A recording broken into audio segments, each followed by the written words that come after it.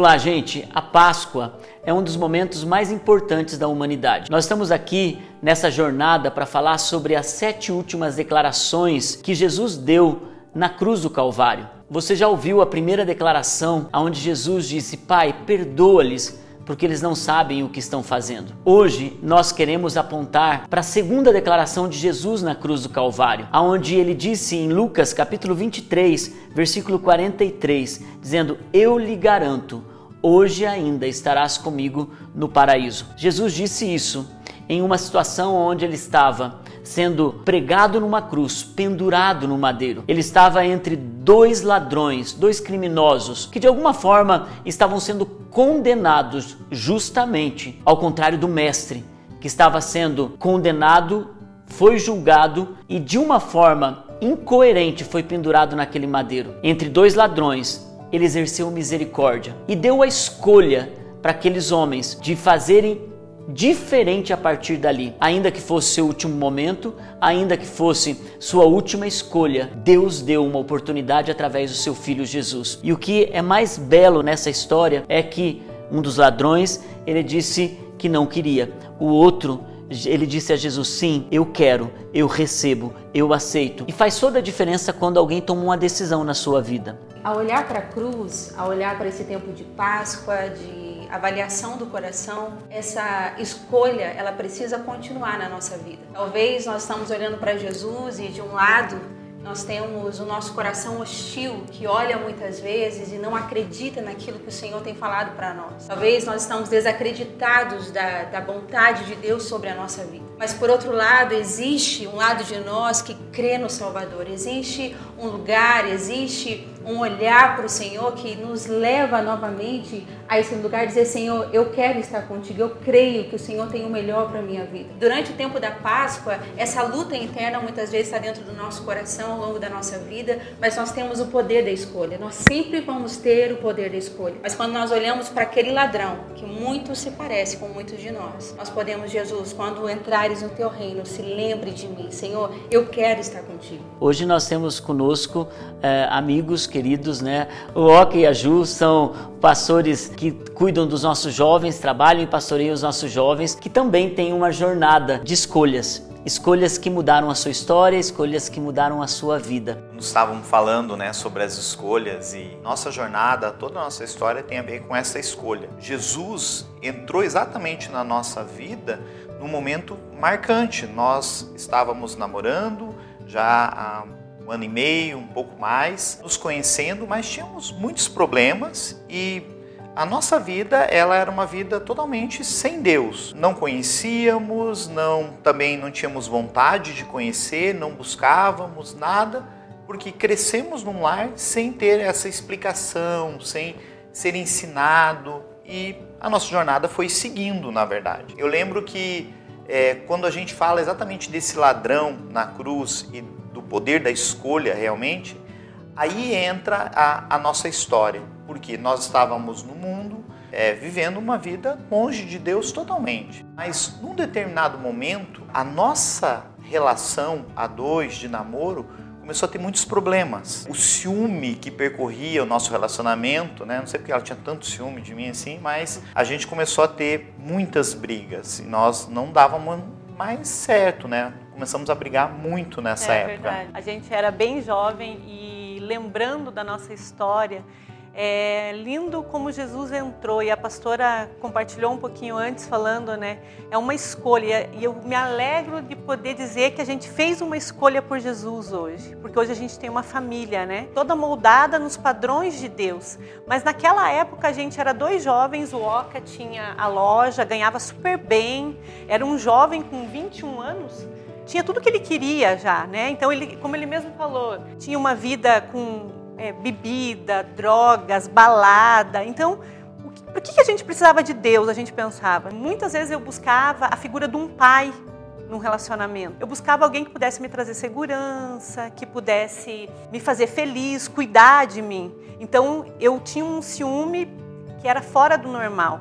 E a gente brigava muito mesmo. E se a gente tivesse se casado sem Jesus, certamente a gente não estaria mais casado. E aí entra as pessoas nas nossas vidas, né? A gente percebe o quanto Deus usa pessoas. A irmã do Oca, a Edena, conheceu Jesus antes da gente. Começou a apresentar Jesus pra gente, mas a gente tinha muita resistência, mesmo a gente tendo tantas dificuldades. A gente percebe o quanto a nossa escolha e quanto a graça de Jesus nos alcançou mesmo, e quanto a gente não deve desistir das pessoas, por mais difíceis que elas sejam. O que é interessante em toda essa história é que vocês não optaram por Jesus e pela salvação porque vocês estavam precisando de algo. Vocês tinham tudo que um jovem aparentemente poderia querer desfrutar, né? Ainda que sejam momentâneos os desejos que vocês estavam ali, mas eram desejos que estavam satisfazendo a carne de vocês, né? Que era droga, balada. Não era uma questão, puxa, tô lá no fundo do poço e agora, por favor, preciso de Jesus. A única esperança. A única esperança. Mas ao mesmo tempo havia um vazio, havia algo. Isso também mostra para nós que não são apenas as coisas externas que nos levam a Jesus, mas realmente o vazio interno, aquilo que o toque do Espírito Santo, aquela lacuna que precisa ser preenchida. E a sensação do homem de que ele precisa de salvação. Exato. E que ele está destinado a viver longe de Deus. Ele não tem uma consciência quando ele está no mundo de que ele precisa de eternidade, precisa de salvação, mas dentro dele existe um clamor. Por muitas vezes eu acordava depois de sair no outro dia, de ter passado a noite fora, às vezes nem dormido por 2 dias seguidos, assim, e se encontrar com os amigos, eu falava assim, olha, eu não sei o que acontece comigo, mas toda vez, depois de sair, de experimentar tudo, eu sinto um vazio muito grande. E a gente ficava falando assim, o que será que é isso? Será que a gente precisa ir no médico? O que será que a gente precisa? E eu lembro que logo depois que a gente tem um encontro com Jesus na nossa vida, esse vazio acaba. Ele é preenchido de uma forma que eu nunca mais precisei da bebida, eu nunca mais precisei da droga para que aquilo fosse preenchido. Então foi onde realmente eu descobri que Jesus era a única coisa que faltava na minha vida para preencher todas as lacunas realmente. Para quem já sentiu isso realmente na sua vida, era um rombo no meu peito, onde eu sentia talvez até um sentimento de depressão muito forte, porque estava faltando algo. E quando a gente encontrou Jesus, isso foi assim, ó, incrível, porque nunca mais eu senti esse vazio. Então, há um ponto que a Ju esperava um homem que quisesse responsabilidade com ela e casasse, eu não queria, na verdade, me casar, eu queria curtir a vida. E para mim, curtir a vida era sair, era estar pelo mundo, era viver a vida e quem sabe, bem mais tarde, me casar. Mas quando Jesus nos encontra e a gente tem esse encontro com Ele, né, e acaba escolhendo por esse caminho, algumas, né, vamos usar a palavra ficha, acabou caindo assim, porque eu comecei a me dar conta de tudo que eu estava vivendo até ali na minha vida, que era só para preencher esse vazio. E do que realmente ia importar a partir de agora para a minha jornada.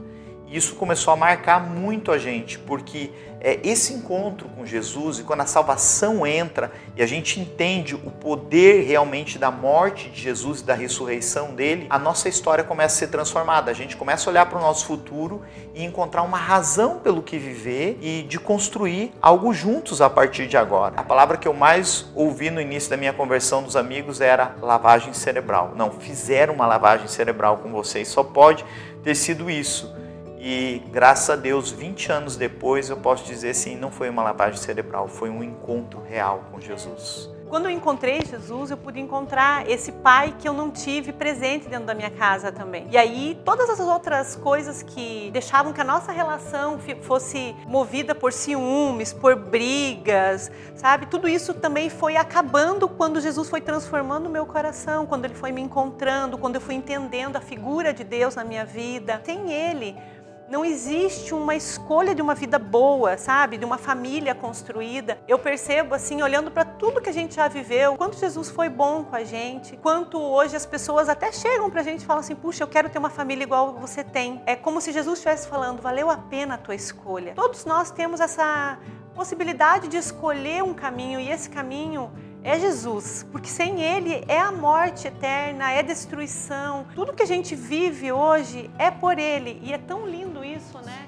Quando a gente olha exatamente para esse ladrão na cruz, os dois, mas esse que reconhece Jesus, eu vejo a nossa história nisso porque nós tivemos uma história sem Jesus.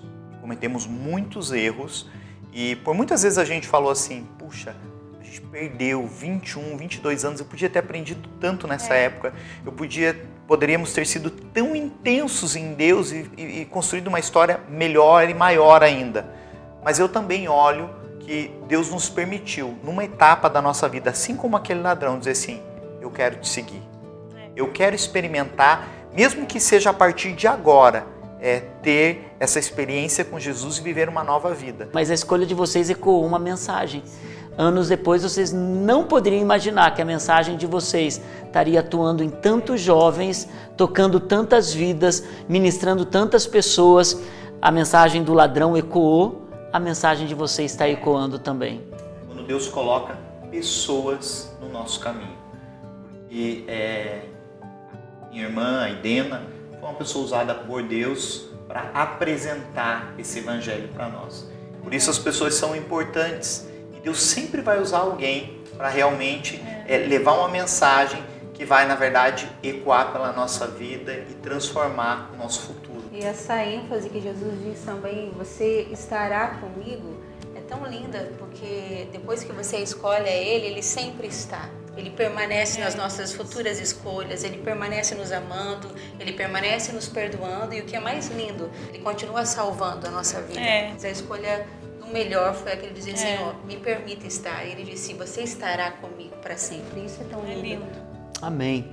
E ouvindo tudo isso e crendo que há uma esperança de uma escolha nova para a sua vida. Páscoa é isso, é você escolher aquilo que Deus tem para a sua vida. Ele sempre está pronto para te oferecer novas oportunidades. Ele vai usar pessoas, Ele vai usar um vídeo como esse, Ele vai usar uma situação como essa para começar uma nova história em você. As últimas palavras de Jesus continuam ecoando até hoje.